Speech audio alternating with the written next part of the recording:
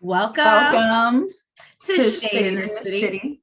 I'm Sharice. It's Nels. And today we are getting into, I believe it is episode, do not get me lying.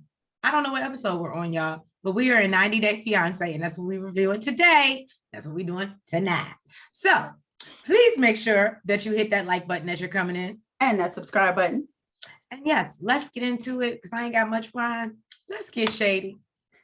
She been drinking all night. She been drinking. She been drinking.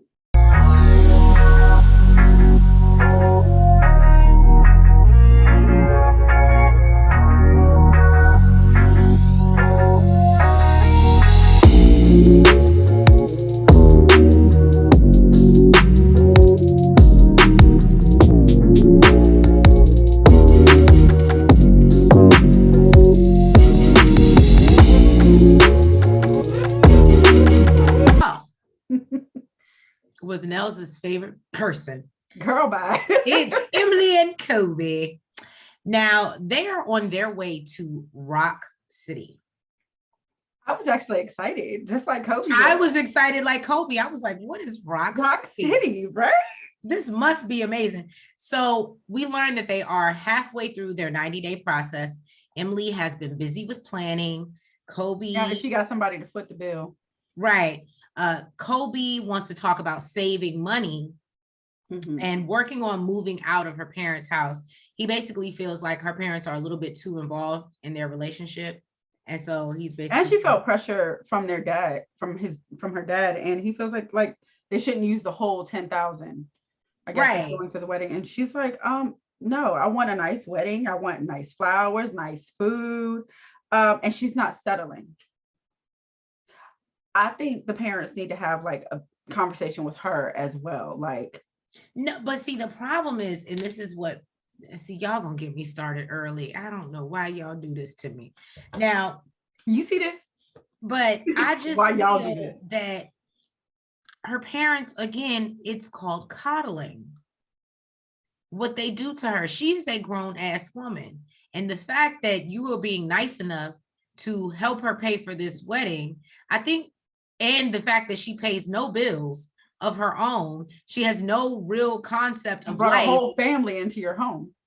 Right, brought a whole ready-made family into your home. Help create. What did her daddy say? That was an expensive souvenir that you brought back. And I just feel like because they keep doing it, I'm not saying throw her out on the street, but I do believe she does it because she knows that they're going to cover her. So she never has to learn. And how is she going to learn unless you allow her to? And unfortunately, it looks like Emily's the type of person to learn the hard way. Just saying. So Kobe is happy to be getting out of the house with her. They used to, this was a big thing for her and her family going to this Rock City. And then they get there 30 minutes out, about 30 minutes. And it's literally a collection of rocks. In like the middle of the Kobe said, y'all Americans are crazy. Right. He thinks it's an American thing. He said, y'all excited about some damn rocks? Kobe, let me tell you, it is not. It is not. He's like, I was excited and I got here and really it's just rocks. But he was a good sport. You know who I could see being excited about this? Like my son, but he's 3. Right? Like seeing a collection of rocks that he can climb over, like the fact that this still does something to you. And she made him get in a little 30-something years old. She made him get into there's like a hole in one of the rocks. She made him get in to take a picture. He is so not here for it, but he's like, you know what? I love her. I'm gonna be a good sport. And right. Now, you know what? I'm not gonna lie. I'm gonna take that back because I still have a thing with south of the border. Anytime I can stop there on my way, I'm going to stop and I don't care. And I know it's childish and I don't care. I don't care. You have an excuse now. Now you have a son. Right. Right. But if you do it on your own, we're going to have a conversation. You're stupid. So then Emily and her grandmother, Victoria, her mom, Lisa, and I never catch her sister's name. Not depending on this one to do it. Look, I didn't even get their names. I got mother, sister, and grandmother. Good. So I got the name of the shop they went to. Princess and Penguin. Oh, Princess and Penguin. Oh, because of the guy. I was like, how is that cute? But okay, that is cute. Well, shout out to Princess and Penguin. So Princess and Penguin, she's there trying on dresses. And, you know, she's like, oh, I love it. And she's loving everything right now. And her mother is like, I just really need you to know that you need to be more concerned outside of the dress, the wedding, the ceremony. You really need to make sure that you're more concerned about the relationship. Well, and I said, well, preach, Mama Lisa. And basically, yeah, she just lets her know that her sister also feels that she's living in a dream world. And that she doesn't have a plan. I think I always say this, nobody has a plan. There needs to be a plan in place. And Emily does not have one. So she gets to her second dress. She is absolutely in love with it. She decides it's the one going home with her. It's less than $1,000. I think it was cheaper than the first one she tried on. So it is a winner chicken dinner. Then her mother asked her, oh, what about earrings to go with it? And she's like, oh, you know, I'll just find something. Maybe he'll get me a ring to match it, but check my bag. This heifer done bought herself a damn ring.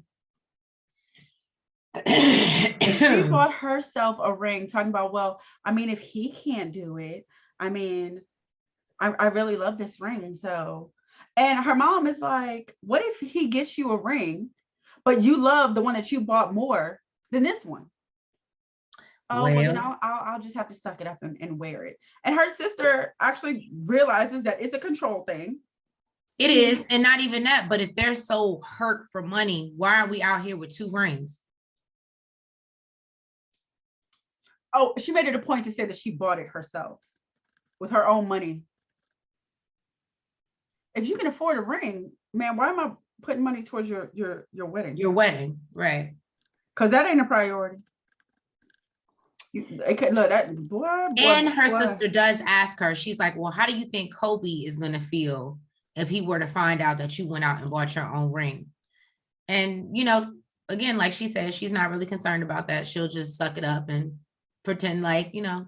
She said she doesn't want to put the pressure on him. She feels like this relieves some of the pressure on him. I just feel like you got to feel like, I feel like and I'm not a guy, but I would only imagine that as a guy, that would make me feel like shit. That like I would think as a female, you didn't trust me enough. I'm out here marrying you and you didn't trust me enough to buy you a ring. I would think as a female, that would make you feel like shit that you went and bought that your you own had to go ring. buy your own ring. Yeah. So Jabri, he is back from Chicago and he says it was a rough trip. He didn't even get to finish his album with the Serbs. And you know, I wonder if he ran out of money. Why are you so shady? I'm not trying to be a dick. I'm just, because the thing about it is he went out there to make an album. He didn't want to drive the truck, so he felt like Miona wasn't going to let him do it. So if you needed to finish it, the only reason why you wouldn't stay, I would think, is because you probably had to pay for your accommodations plus Miona being there. So that's running up your bill. Yeah. So the fact that you left and it's not done, and you know that it's important that it gets done, it's not like he's going back to work in Rapid City. So my whole thing is like, the only thing that I can think of is that you ran out of money and you had no choice but to go back home. Go back where it's free, huh? Right. You go back where there's free living. On the prairie. She might have a point. On the I can't deal with prairie. You. But he also said, you know, that trip really opened his eyes to the fact that he's torn between the band and his relationship. Now he's going to meet his parents for some coffee. Huh? He ain't got no money. You are the worst. No, because and just because you said that again and you're like, oh, and he feels like he had, and I feel like when men are in a fucked up place financially, they don't want to admit it. They don't want to admit it, and then they start to take it out on you too. That's true. Right. Especially if you're adding to the bill. Right. If you're adding to the bill, that just makes them more frustrated. Like Miona is. Right. And barking out orders. Right. Yeah. Yeah. So he's going to meet up with his parents for some coffee. And he says, with all this outside influence, it's really suspicious that his parents want to talk. And he feels like they got coffee at home. So the fact that they have coffee at home, why are we going to a coffee shop? Yeah, so he's feeling some type of way that they have to go to a coffee shop, and clearly it's because they want to be outside of the house where Miona is. I'm surprised Miona didn't feel some type of way about that. So his dad basically tells him that, ask him like how he's doing. And he says, he's tired and overwhelmed and been thinking a lot about getting this wedding stuff planned because they decided that they're going to have a beach wedding. His mother seems a little bit aggravated and told him, that he could have planned this from the very beginning of the 90 days so that, family could have came and they could have taken off for work. And he's like, so what, y'all not gonna make it? And his dad is like, yeah, we wanted to, like we would have wanted to make it, but due to lack of planning, we basically can't. And that's bullshit because Mahala basically came out later and said that they really don't support the relationship, and that's really why they're not coming. She feels like her son is not happy, and therefore she can't do it. I don't know if I'd be able to do that. What, to put your foot down as a parent and be like, I would express how I feel and say that I don't support it. But at the end of the day, I'm going to support my child, period. But you also have to think about, it's not just, oh, like you said, it's not just, oh, I can't make it, or, oh, I don't support it. There's a very known issue, right? I have to leave my home just to be able to have a conversation in privacy with my son. She said that they were having a conversation for like 20 minutes and Miona was blowing up his phone. They're calling text like 8 times. Right. Y'all are living in my house. I haven't kicked your bougie ass on the street. I've given you grace, right? Because regardless of how strict or outlandish we may think Mahala's rules are, at the end of the day, that's her house. Mm-hmm. And her son has to live with her. And because you're with her son, you have to live with her. I feel like, okay, I would still go to the wedding, but I would tell him as a married man, since you feel like you are grown enough and mature enough to be a husband, when y'all are married, you have like a week after you get married, like you have like to get out. You need to provide for her. But see, I think she's more worried about losing her son because of the dynamic, because she already has so much control over him and she's just the girl, the fiance. Mm-hmm. So imagine once they got married, she feels like she really would lose her son completely because he's already doing whatever Miona says, whether it makes him happy, unhappy, whatever. And she sees that. So I think she's more afraid of so I think it was more a cry to him to be like, yo, I see you're not happy. Choose happiness. And, he even said, my mom knows me, but, my parents know me better than anybody else. And they can see that something's off. And I'm not completely happy and I shouldn't be this fucking depressed about getting married. So his dad actually asked him, if you didn't have this short time span of 90 days, would you still marry her? And he said no. So his dad suggests, why don't you just postpone it maybe like 6 months or a year down the line and then reevaluate and save money and then do it, especially after you get to know each other better. And Mahala says she doesn't have to sacrifice to be with his dad. She wants to be there to support him and she wants the same thing for him. Someone who loves him and supports him wholeheartedly, not with all these, stipulations. Okay, but can I just say this? And because this is where, and Mahala, I would think that her therapist hat would come on, but right now she has her mommy hat on. But he wants her to usually have her mommy hat on. He doesn't want the therapist hat. Right, but the problem is, I think that you're not thinking about the fact of he done brought this girl so what you're saying is initially what you're saying, you have 90 days. If you don't get married in that 90 days, you have to go. You don't get to stay, puss around. But can't you reapply for the visa? You can reapply later, but that's more money. Like you don't get your money back. That's thousands of dollars that you spent in somebody trying to get them over here. You finally get them here. If you don't get married in the end, they may question and possibly deny you the second time.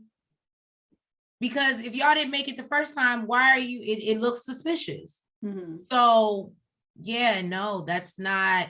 So I just think that, yes, they want to protect Jabri, but they're not looking at it from the standpoint, he's already in the shit, like the thick of it all. So to think that I don't now think he's really gonna send her back to Serbia, they're gonna date and go back and forth when he would still have to go travel to see her. He doesn't have the money. He was still like, that sounds like a perfect situation for them. That's what they want. right. That's they're what making they the suggestion for him. up. They're making a suggestion for him, but they don't want her. Okay. And 9 times out of 10, within that time, with all the complications that would come, he would find an American girl. Someone here in America. I would just, my suggestion, probably on the prairie. I think they should apply, she should apply for some type of visitor's visa or something that could give her more time in America. Or maybe she should relieve some of that stress a little bit and not be so focused on having this beach wedding within the 90 days with 2 motherfuckers that are unemployed and living in his mama's house. And maybe just go down to the goddamn courthouse if y'all are so hell bent on getting married. Well, okay. Chanel coming with the word today. I'm just saying. Well, she basically says she never imagined that she wouldn't be at his wedding, but he actually completely understands why she's not supportive. He gets it. So who knows? You know his mom. Her tactics may actually work, because most people would have been like, "That's my mom. She should be there." And that the fact that he's like understands that she's not supportive, the tactics may actually work. We see Thais and Patrick. They are on their way out. Apparently, they're still, she hasn't been really comfortable in the house, and just the fact that he chose the house in Dallas without consulting her. And then John occupying the house is just too much for her. And throwing parties. And his parties. Mm-hmm. So apparently he decided to make her feel better that now this is up for contention, right? Because he says, I've heard them both say, we are going furniture shopping. Now, I think it was for decorations, furniture shopping, whatever. But he wanted her to feel like the home was hers, right? Mm-hmm. They get to the store and they just talk about how their styles are different. So I'll talk about that. Mm-hmm. He's a very black, gray, and white. And she says in Brazil everything is colorful, and it is. In a lot of Spanish countries, it is a lot of colorful everything, because it's like happy. It like makes you, it uplifts you. Right. She says she feels like she's living in a hospital. Right. So he takes her to the store, and I am just going to say this because this episode, I do not like Patrick. I think that he, I was going to say Kevin does, but I don't know if y'all watch that show, but I think he's scamming us. Okay. And what I mean is by personality. I think that it is messed up. He gave this girl the world, and now that she's over here, and literally everything that she looked at, and it wasn't even because he didn't agree with the taste or the look of it. Well, some of it was, but most of it was because of the price tag. Yeah. He's like, I grew up poor. I don't believe in paying for things that go on walls and on tables that you don't use. Why are you giving me that look like I'm absurd? I mean, I like decorating. I think that's messed up. But I'm not going to spend $500 and now she's trying to decorate the house and make it feel like her own. Now you over here with your calculator. No. First of all, what I think he should have done is take her to a cheaper fucking store. They could have went to Target. Absolutely. That would have been. They could have went to IKEA. They could have went to somewhere cheaper, because wherever the hell they went, $500 for a rug, a cowhide rug, $230 for a pillow. You got me fucked up. I'm gonna be looking at the prices like, two. I won't give a damn how much money I got. And then it's some shit you don't even agree with. It's like, yeah, I can take you shopping. The man is out here driving a Tesla. He can buy a $500 rug. No, boo. He just said that he spent $10,000 on her alone since she's been there. Just because I'm driving a Tesla, I want to still be able to drive it. The hell? I guess. Why am I paying damn near almost half of my car note for a freaking rug? No, just because I got it don't mean I'm gonna spend it on a rug. That's dumb. Well, I guess you guys can see who's the more practical one. This is the one that goes grocery shopping at CVS. Don't do that. Spend $20 on 2 things. Don't do that. It's no.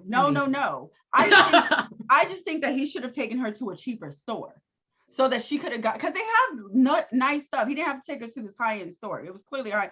What he should have said was, we'll go to a different store.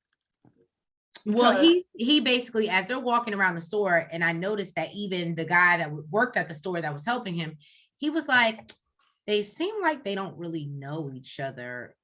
They don't know each other's tastes, and they just seem like they really don't know each other, period. Mm-hmm. And I was like, oh, and he was like, and they may want to work on that before, Gustavo. That was his name. Oh, that was his. Oh, so you got Gustavo's name. I can get the new characters, okay, but we already discussed them. I ain't about to reiterate their name, okay? We gave it to you already. So yeah, basically Thais feels some type of way. They end up leaving with a $32 vase, which I thought was very pretty. It was pretty. And I thought it was a nice price too, compared to everything else. Terrible. I can't. I'm just saying.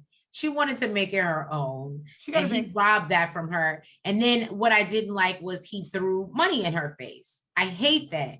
Because the problem is, when she was in Brazil, all he did was throw money at her. That's all he did. That's what you understand. She liked him. She cared about him, but he threw money at her. And now when he's like, oh, I'm going to take you shopping to decorate the house. Now you want to be like, it's my money. And I like on some JG Whitworth shit. Like, it's my money and I want it now. Like, who does that? Well, I mean, it's a difference when you go out the country for like a week or two, just like you're on vacation and you're living it up while you're there, versus when you bring someone over here. Now you are paying your bills, paying for you, and paying for them to live, not to vacation and have a good time. You are paying literally for their entire lifestyle. And then you want to spend $500 on a rug on top of me having to pay for you to live every day? No. What did he say? He said, I don't believe in decorations. We got food in the refrigerator or something like that. Let's not get it twisted. I like to decorate. I like things to look nice just because it's pretty, right? But I'm not going to spend $500 or $200 on one piece. And it don't do nothing? It don't do nothing? You stupid. So Bilal says that him and Shai are in a very weird space right now. And they're visiting his sister Nefertari in Atlanta so she can help Shai with her wedding dress shopping. Shai. I can't wait to talk about that. I can't wait to talk about it because you see where they went. You see where they went? Go ahead. Okay, so Shai is super excited to get away from Kansas City because her and Bilal have been having some major arguments and some heated discussions, okay? Shai and Nefertari go wedding dress shopping while Bilal goes to the Juma. And they go to Winnie Couture. Oh, yes, I didn't get that. Yeah, they were at Winnie Couture, the same place they went on, put a ring on it.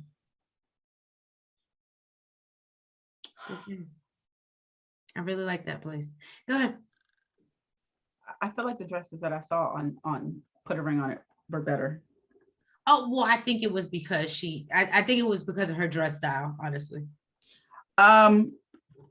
So Shai is super excited to have Nefertari go with her because, she says she's like a big sister to her. Of course, she can't have her family there. And she's a very skilled and successful fashion designer. Okay, Nefertari, I did not know this. Okay. But yes, I would be excited too. Like, you're going to help me pick out the bomb dress, okay? Shai gets emotional because, she says that she wishes her mom was there and could see her get married because all her older sisters are already married. And, she's the last one. Yeah. And Nefertari basically asked her, like, how her and Bilal are doing. And she's like, I'm gonna keep it real.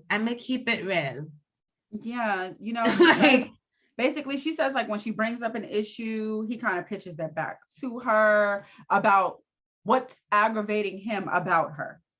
And Nefertari is basically like, he does need his own opportunity and space to talk about things that he doesn't like, because how he feels is valid, but really it shouldn't come up when the fuck you bringing up your own shit.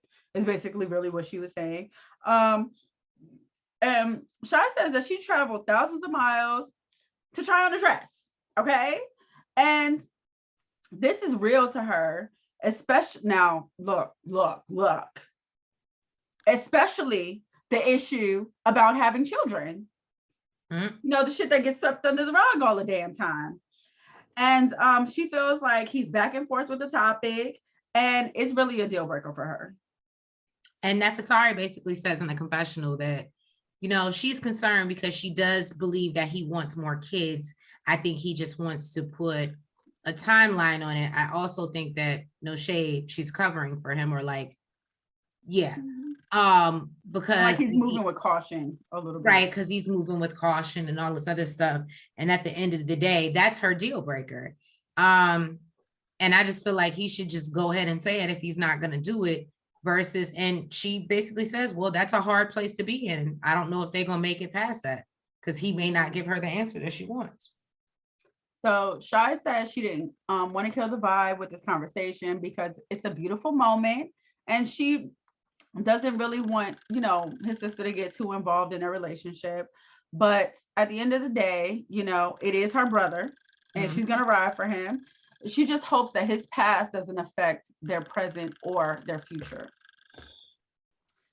So Benny says that his fight is coming up, and he's trying to focus after the argument with Ari last night, but he's really pissed off because that shit was embarrassing. Okay, now he sits down with Ari and tells her, you said what? She showed her whole behind.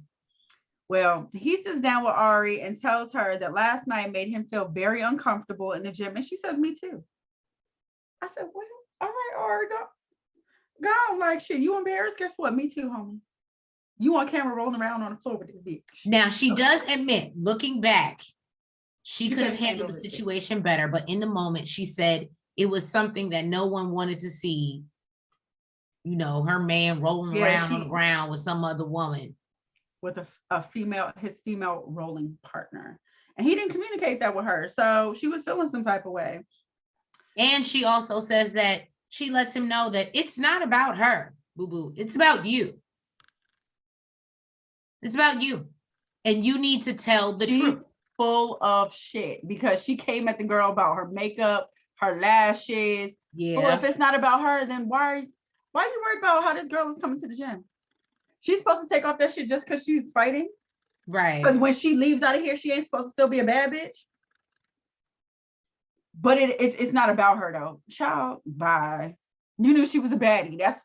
That's what it was. Because if she looked like Sasquatch, you wouldn't have gave a damn. Basically, he tells her that she didn't have a reason to be jealous. And yes, she said like, yeah, I didn't because it wasn't about her. Bullshit. And she tells him basically he needs to work on his honesty. She says you can't not talk to me or tell me things because you're scared that there's going to be an argument. I don't know if it's his honesty or him being forthcoming. She basically felt like, because he feels like, yeah, when you ask me something, I tell you the truth.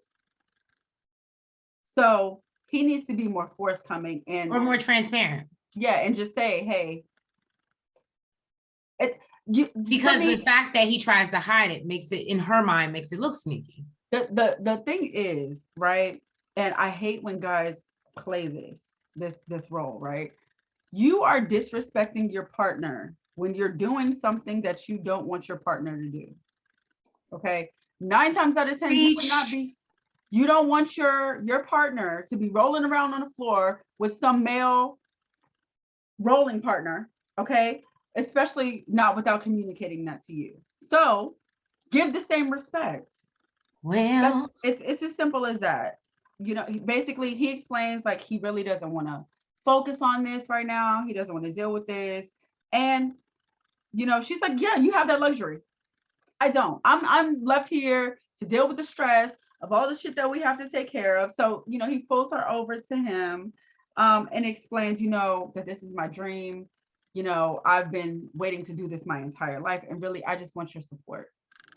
So she kind of softens up a little bit. You know, she's like, you know, that she's here to support him. But basically, when this shit is over, she wants their relationship and the shit they need to take care of to be a priority. And that's on period. Dot. Verbatim. Verbatim. Well, we see Kara meeting up with her friend Tim. So now, yes, they've known each other for 4 years. They met at a party when she had just came back from China. He said there was an instant connection. And then he asked, like, what you been up to? What you been doing? And she tells him that she's been trying to, you know, get her real estate thing off the ground, but she hasn't sold any houses yet. And basically says, you know, Guillermo can't work until, you know, what I think went to an immigration lawyer. And I think she said about 6 to 8 months after they're married. So she said they just been at home practicing making babies. I said, oh, that, okay. Okay. So he's astonished. Like, that's all you do all day? Like, really? And then he's like, well, if you can get married sooner than 90 days, what's the it? And she's like, well, he wants a big wedding with his family. And Tim kind of reemphasizes, well, wasn't the plan to do something small and then have a big wedding later on? Mm-hmm. And obviously we know Guillermo was not for that. They better do that shit in the back of her mama's house or something in the backyard or something. Right. He asked her, how does he feel about basically how you live your life, how you just always, you still in these streets, girl, you still in these streets. Because So he's a lot more conservative than you are, boo. Yeah, and he's a lot more conservative than you are. And what he says is, you're a hard pill to swallow. And she understands that she can be a lot. She knows that. So she, you know, talks about how he wants her to listen to him more. And she actually says that, you know, she likes that. Like, she wants him to put his foot down and be like, yeah, I don't want you to do this and da da da. But the problem is, Tim is like, that's not who you are. And bullshit.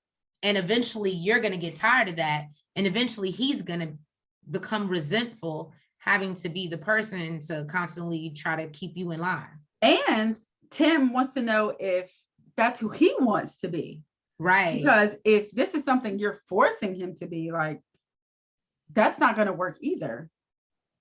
Go ahead, Tim. I said, all right, Tim, come. And he said there's a bunch of orange flags. Not red. Maybe not red, but they're orange, and we ain't got no orange flags for y'all. No, we ain't got. Thais is still a little upset because they went out and only got one vase, and she felt like it was for nothing. Like, they went out for nothing. But I'm not a shopper, so let me tell y'all something. If you're gonna take me somewhere, especially to like a furniture store or a decoration store, and we're not leaving with nothing, yeah, I would have felt like that was a waste of my time too. Well, she puts it down, and he was like, yeah, we'll get some other little things to make it look nicer.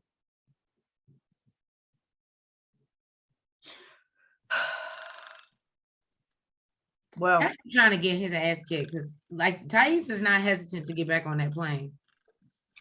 No, she's not.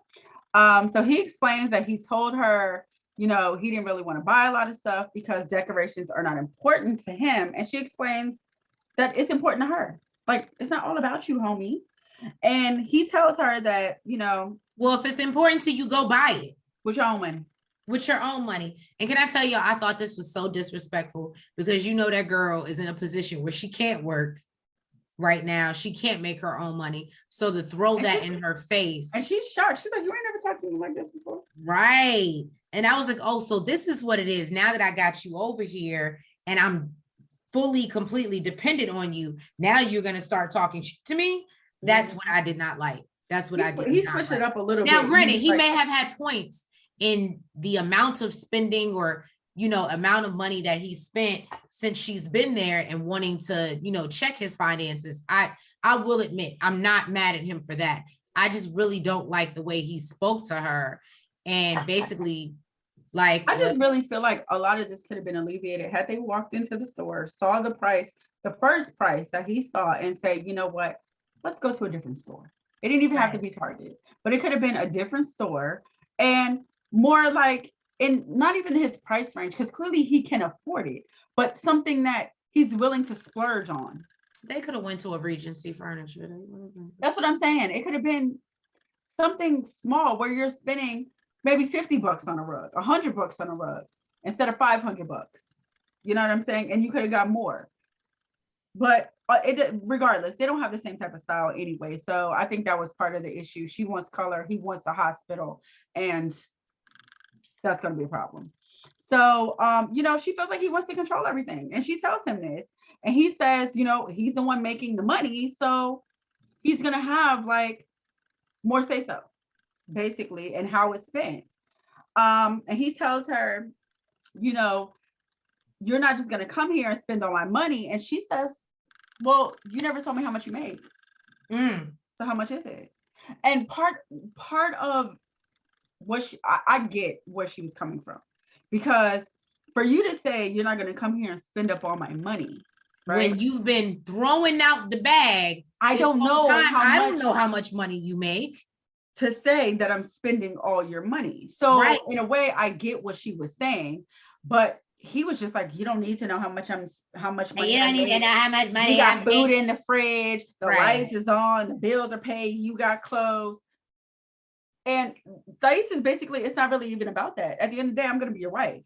These are things I should know. So that when I was with her, why shouldn't I know how much you make? So I can when I go out with your credit card or with your cash, I can be mindful of how much I'm spending, because right now, to me, you look like a fucking millionaire. So thank you. So this is why I feel like it's okay to spend $500 on a rug or $230 on a pillow, because you showing me like you got it, nigga. You got a whole car that drives itself, right? So I get where she's coming from. Maybe even if he doesn't want to tell her, hey, I'm not ready to tell you how much I make a year yet, right? We're not married. I'm saving this until we get married, whatever, right? Say, this is our monthly budget. This is how much I want to spend in our budget for the month, because his pay is not consistent all the time. He said it. I imagine, consistent all the time. It's not a salary. He does sales. You know what I'm saying? So it's not always the same. It fluctuates. So let's say I don't want to spend more than $5,000 or $6,000 a month, right? Let's take into account how much you've spent, how much we pay on bills. That to me, I feel like that would be a better, like, I feel like that's what he should have sat down and did. But he just can't do that because he's so, I ain't never had nothing. You trying to take everything away from me. And it's just insane. So she got upset. She goes in the room and eventually she comes back out. And, he explains to her that, oh, I'm sorry. I completely left out the part where he threw cash at her and threw his credit card. Oh yeah, he threw money at her like she was a whole stripper and said, go get the damn. And said, here, she got mad. He said, go get the damn painting. If it's that serious to you, go get the damn $500 painting. And I was like, who are you, Patrick? Yeah, that's not what he was given before. That it was so disrespectful. And you know what though?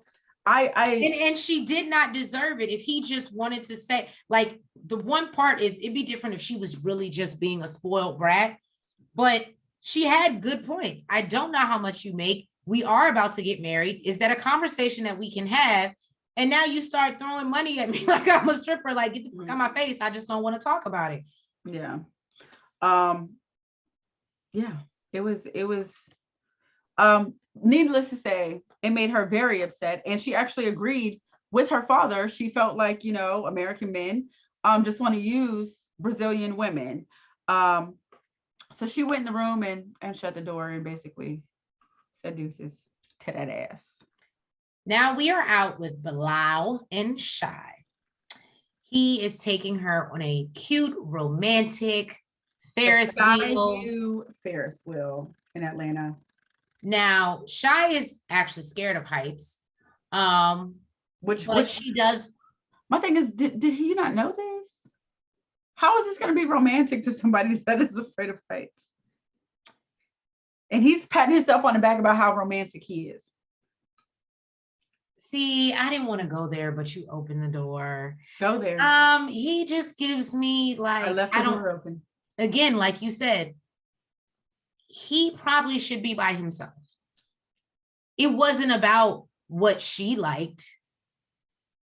It was about what he wanted to do for her. It wasn't about, it didn't have anything to do with her. But he tries to pass that off as romantic because he spent some money and he did something for her. But it had no thought. It had no, because clearly if she don't like heights, why would you take her on a fucking Ferris wheel? Why would that be romantic to her?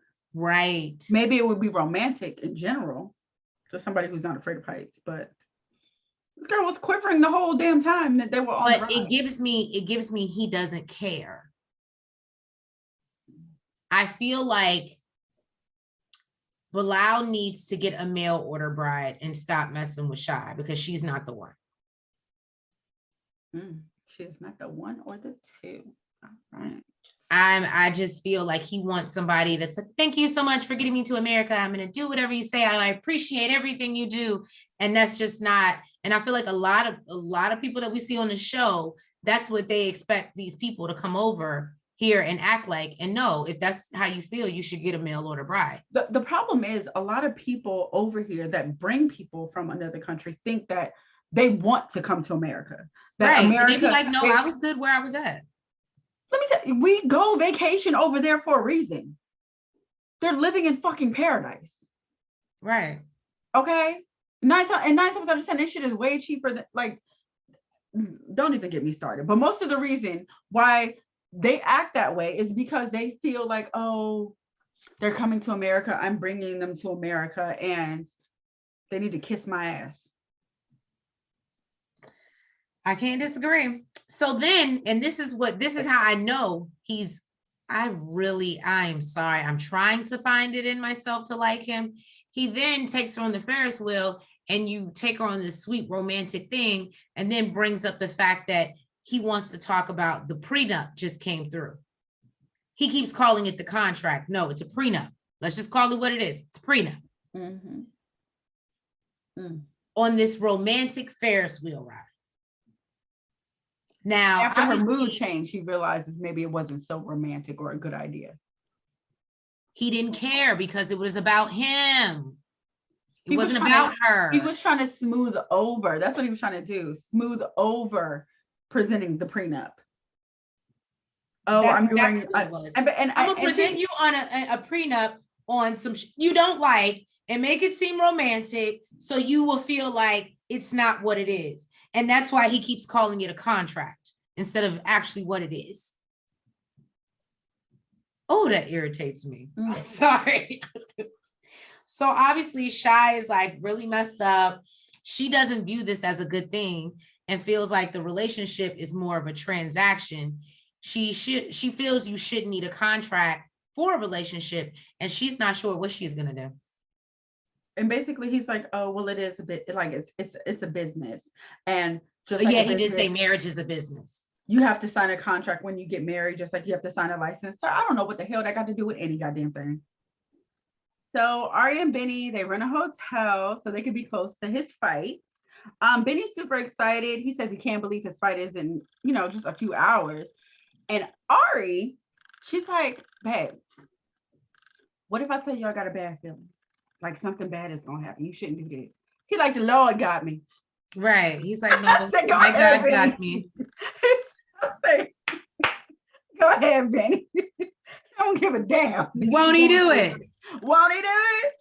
Apparently her dad is not coming because, he's a doctor. He's a doctor. He knows all the things that he knows all the statistics and he ain't here for it. She's but like, Mama Janice could die. Yeah. Mama Janice, she shows up. She knows that her daughter is a hot mess right now. She is super scared. She's super scared too, actually. But they are praying for him and hopes that he does good. She says she's nervous because she's a nurse and she knows the things too, but she's there to support still. But Daddy stayed home with Avi and they're just wishing the best. They hoping the best.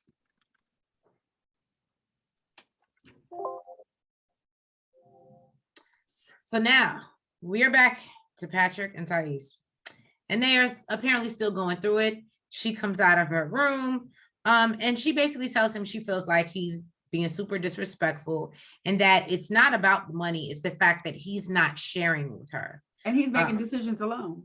Right. Being controlling. Exactly. She feels he wants to control everything. And he basically says that, you know what, a lot of that is from my childhood. And He I wanted brings to a lot of say, shit on his childhood. I was gonna say, how many times are we gonna keep Nigga, using go get this? some therapy. Go see Intuitive Terry. Okay. Go get some therapy, sir. Right. And he basically says, you know, growing up having to depend on himself and, you know, support other people, he's just not, you know. The only thing that I could relate to him with was he's not used to having to take care of someone. Right. Okay. So when you are used to taking care of yourself and only going away for like a week or two and just doing for that person just for that week or two versus this is your life now. Right. I can understand how it can be overwhelming, maybe frustrating. And he says that he doesn't want to be vulnerable with her because she's depending on him. And he wants to still be, you know, that strong man and who she can depend on. And that's what he wants her to see him as. I get that. But I don't feel that it's right just because you're mad to act out.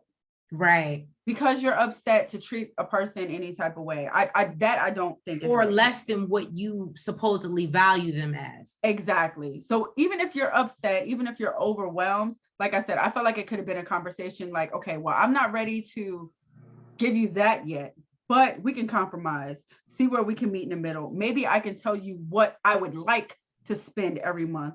Right. What I don't want, or what I don't want to go over. And we can take everything into account, everything that, you know, we spend into account. And if you see something out and you know it's over the budget or it's going to put us over the budget and it's not going into next month, maybe we shouldn't get it. I feel like that could have been a conversation versus the way he acted out, because he acted like a little ass boy. Yes, he did. Jabri goes to pick up Miona. I knew you was right. So they can go and talk, y'all. He still feels some type of way after the conversation with his parents. And he's realizing, shit, I might not really be happy. So it sounds like it worked. Right. So he goes to, they go take a long walk around the park. Well, it was, I can't say after dark because it was light outside, but you know. Anyway, so Jill Scott too? Carol. They go for a walk and he lets her know that he's stressed and he feels like he's not where he needs to be creatively with finishing their album. And he's also stressed about just things that they've been going through. And, you know, just trying to figure things out. He tells her that his parents aren't necessarily thrilled about them getting married. And it's probably, you know, been based on how I love how he took responsibility. He said, it's probably based on how I've been acting lately. And they feel I'm not as excited or I'm not as happy as I should be going into a marriage. Mm-hmm. And that concerns them. Yeah, no. And then Miona basically starts to like tear up a little bit and says she feels his, Did she? It was like a fake tear. It was like, it didn't. Because all I saw was her not giving a damn whether they came to the wedding or not. Well, yeah, she says she feels his parents don't support them. She tried to say that his mom has basically been digging at her since she got there with her comments. When Jabri asked her to specify, she talks about the clothing and the cooking, but she can't really think of much more than that. And I don't think they had much conversation after that, honestly. She tells us in the confessional that she feels like his parents are doing too much by offering their opinion on who he's to marry. And basically says he needs to step out and be a man. I said, oh, with what money? But, oh, you look like you fired up. Anyway. And basically he's like, well, you know, it is my parents. Like, I do want you guys to get along. Like, I'm not okay being in a space where my parents aren't good with you. Mm-hmm. And Miona says, well, if that's the case, she should have tried. And he felt like they both should have tried. Right. He actually mentioned postponing the wedding to Miona. He says, you know, well, I know you're going to hate to hear this, but David, you know, did bring up the fact that we should probably just wait a little bit and just kind of like get to know each other a little better and just, you know, wait till we're financially responsible. Did he throw David in there? Oh, was it? Or maybe he said his dad. He did say somebody. He did basically say you're not. I know David and the dad said it, but I didn't remember him saying David, but if I he thought said I heard him David, say David, but he I might felt have said like his that would have, dad. I know he I threw. felt like that would have been a trigger for Miona. Had he said Right, David, because but I feel like that's why. Well, maybe he said, "I know you're not going to want to hear this," because he was talking about postponing. But anyway, the point was he let it be known that he didn't think of that himself, and that he got that from somewhere. So yeah, no, and and then she basically said she would leave his ass. She was like, she's I'm like, not I'm about to not. come She's here. like, I am not going back to Serbia and then dating Jabri. She's like, that's not what I'm doing. That is not part of my plan, and that's not what I'm doing. And she's like, well, if you really want this to work, then you'll basically do work on this relationship and do what you need to And do. then she's like, do you want this to work? And he's like, not if it's gonna be like this. And he's like, not if you about to be stubborn, acting a whole fool. I feel like with them it could work, and maybe people wouldn't feel so strongly about her if she would ease up a little bit and relieve some of the stress. Because at the end of the day, just like who's the last damn couple we were just talking about? Patrick and Thais. He's stressed and he has the money. Right. So imagine Jabri, who's stressed and doesn't have the money, and she's wanting all of this. I feel like it could maybe work, and the family could actually, and friends could actually support if they felt like it wasn't just about things. Well, I think it's also too, it doesn't seem like she's willing. Granted, she up and moved and whatever. But I think they feel like it's harder on him because now that he got you here, you do know his financial situation. And yes, you're compromising by living with his parents. But at the end of the day, if the goal is to get married so we can stay here and build a life together, the fact that you're so dead set on continuing to try to spend money that we don't have, but you want to get out of this house, you want to do this, you won't let me work. Like it's unrealistic. It's unrealistic what she wants him to do double things. She wants him to provide, but then she never wants to let him to do anything without her. Yeah. And as Mahala said, it gives controlling. Shy feels like she is getting the VIP treatment just so this Negro can drop a bomb. Okay. Next, he surprised her with a horse and carriage ride. Apparently, she's never done this before. He says he has different ways to show his love, and he likes to romance her. Bye. Right. But he says right now the romance is kind of dwindling. What were you expecting, sir? Okay, so she asked, can she see the prenuptial agreement again while they're, on the horse and carriage? She says, she couldn't make out some of the words. This woman, okay, Miss Ma'am, is looking for anything dealing with having children in the prenup, and apparently there was nothing in there. So she brings it up to him, and she's like, there's nothing in here about having children, or if we did have kids, what are me and my kids gonna get to be exactly protected? To keep them protected or anything like that. And he really ain't got shit to say. I think he read one line of the prenup and it was about her. It had nothing to do with kids. And she basically says she feels like he doesn't trust her and she's not willing to do it. She says that, and really I feel like she's the one that shouldn't trust him, because the fact that you just can't give me a straight answer. She says that she doesn't feel that it's necessary for them to have a prenuptial agreement because she 100% trusts him, and he says, God forbid, they didn't work out. He doesn't know if they would be making it to the finish line without having this prenup signed. So. All right, y'all. Benny is getting ready to fight. And we actually see that he's, he comes in with the mean quick kick to the chest. You know what I'm saying? Ari is feeling queasy as hell. She's scared. She feeling queasy. She don't even want to be there. Okay. We see that he's actually holding his ground. They, grappling around, rolling. But he's doing his thing. You know what I'm saying? For somebody who has never done this professionally, he's holding his thing down, and he actually ends up winning the battle. So in 33 seconds. 33 seconds. 33 seconds. He choked this dude and it was done. Yes. Go Benny. I watched, you would have thought I was watching like a fight like on TV, like MMA, like for real. Like I was so hyped when I was running through the house, like you are so funny. So I love Ari, you know, she comes into the ring, he lifts her up, it was just so cute. And I was just like, girl, do you not see that this man clearly care about you? Like, he could have been living in his moment, not even the same thing he needs to focus and da-da-da. And the first thing he saw was you and was like, no, I want to celebrate this moment with you. Mm-hmm. You know what I mean? So I did realize that she, after this fight, watching this fight, she realized she does not like violence. It was making her feel all types of ways. Then Coach Charles says, you know, that he's excited to see what's in store because that was fucking awesome. And he's never seen nobody do that in 33 seconds.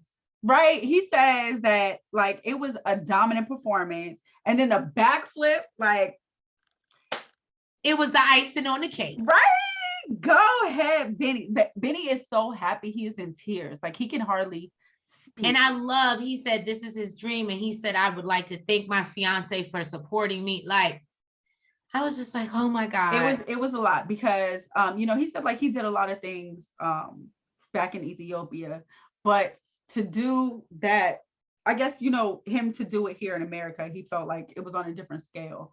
Right. And he did his fucking thing, y'all. He did his goddamn thing. So Ari tells him, you know, now he can focus on what's important. Her and Avi. And you know, he basically says he needs time to learn more stuff. And you know what she gives me? I get what she's saying, but the problem is, because I was thinking to myself, and I said, well, what if he compromised and just for the rest of the 90 days, just really focused on her and Avi? Would she be happy? But the reality situation is, even after they got married, if he went back to pursuing his dreams, like she gives me vibes that she just wants someone up under her ass. I felt like it was more financial because she's worried about the MMA stuff not really bringing in any money. She's already said that whatever money I didn't think about it that way. That's a good point. Whatever money you make goes back into you training and stuff like that. So really, you're spending all this time to do this. And yes, you're great at it. But how are you going to support me and Avi? Oh God. So I think that's more what when you put it that way, you have that luxury. I don't. I'm here. Like I have to work. Like right. So I think it was more financial. I don't think she really minds him doing it. I just think that like she wants him to do that plus make some money. Well, that's a good point. Thank you guys for tuning in to another review of 90 Day Fiance. Still don't know what episode we're on, but please make sure that you hit that like button, you comment, you subscribe, and hit the notification bell. And we will catch you next week for another episode of the 90 Day Fiance. Have a good night. Good night. Front, back, side to side. Make sure you go like and subscribe. Front, back, side to side. Make sure you go like and subscribe.